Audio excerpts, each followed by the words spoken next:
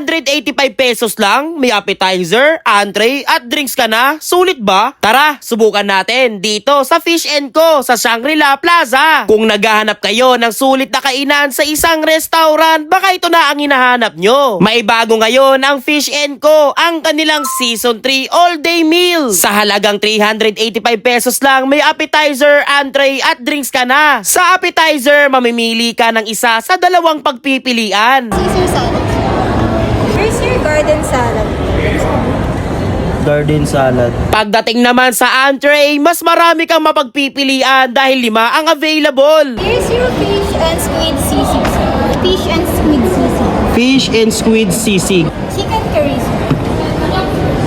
Here's your crispy fish with garlic parmesan sauce. Crispy fish with garlic parmesan sauce. Here's your grilled pork loins. Grilled pork loin.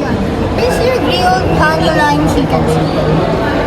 Kasama na rin ang isang iced tea, pero kung gusto mo itong gawing unlimited, magdadagdag ka lang ng 50 pesos. At kung gusto mong i-level up ang plain rice mo at gawin itong seafood rice, 55 pesos lang ang dagdag. Grabe, isipin mo yon, sa 385 pesos, may appetizer, main dish at drinks ka na. Talagang busog at sulit. Ang in-order ko naman ay ang grilled honey lime barbecue chicken, kasama ang Caesar salad at syempre may iced tea na rin. Para sa akin, sulit na sulit ang presyo dahil makakakain ka sa isang restaurant dito mismo sa Shangri-La Plaza. Matatagpuan sila sa East Wing L5 Shangri-La Plaza, Ortigas Center, Mandaluyong City. Madali rin silang hanapin dahil nasa Google Map lang din sila at eto naman ang kanilang FB page. Bukod sa masasarap na pagkain, malinis, malawak at komportable rin ang kanilang dining area. Kaya kung mapapadaan kayo sa Shangri-La Plaza at naghahanap ng masarap at budget-friendly na kainan, subukan nyo ang Fish & Co by The Bistro Group. Nga pala, meron din silang 2 other locations sa Uptown Mall at Venice McKinley. Alam nyo ba guys na sa halagang 385 pesos makakakain ka na dito sa may Shangri-La Plaza, EDSA. Kali dito nga pala ako magpo-food trip sa may Fish & Co. Yan. Guys, 385 pesos lang to. Meron ka ng appetizer. Ang pinili ko sa appetizer yung kanilang Caesar salad. Tapos meron ka ng entree. Bali ang pinili ko doon is yung kanilang grilled honey lime barbecue chicken. Sa Honey Lime Barbecue Chicken, may additional na 65 pesos. Tapos, meron din kasamang iced tea. Kung gusto mo ng unlimited iced tea, add 50 pesos. At kung gusto mo ng seafood rice, palitan to, gawing seafood rice, add 55 pesos. So, tikman na natin. Biruin mo, no? 385 pesos, makakapag-food trip ka dito sa high-end na lugar. Alam mo yon, high-end, yung parang mga Shoshani na lugar. Shangri-La. Itira mo lambot ng ng chicken, ang lambot, Tapos ang bango. Ang bango niya, ha? Bali, ito nga pala yung bago sa menu nila, guys. Ano to, yung Season 3 all day? All day Season 3, tama? Ayan, tikman natin.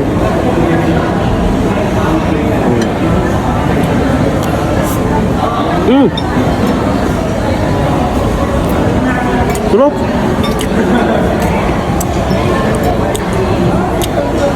Malalasama yung pagka-barbecue nyo talaga. Yung manamis-namis na barbecue, tapos may konting asim. Ayun yung sa may lime eh. Yung tamis, ayun yung sa may honey. Sarap. Ano? Kunin natin yung sauce dyan. Pero ang kulit guys, kasi may kasamang mais. May suka dito, pare. Ano? Kaya di na kailangan sukain to eh. Malasa yung manok.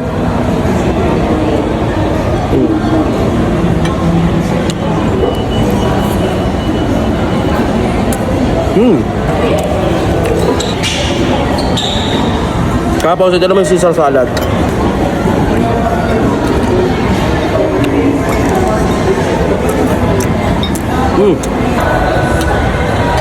Kanin agad.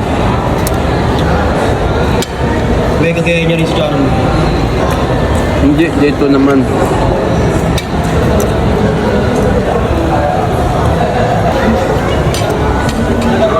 Crave ako kanina eh. Parang gusto ko ng mga lutong ulam. Chicken curry. Oo, naisip ko chicken curry, pero gusto ko dito sa Shangri-La. Shangri-La.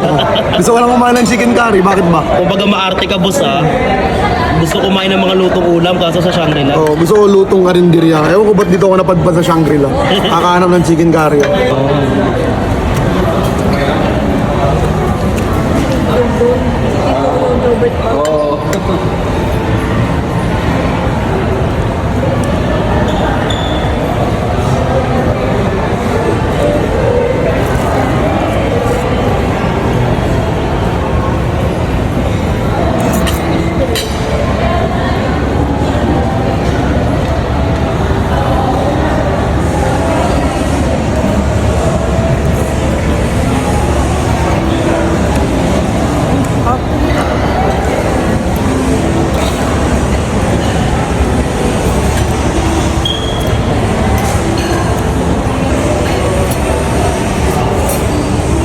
Kanya na kayo ah.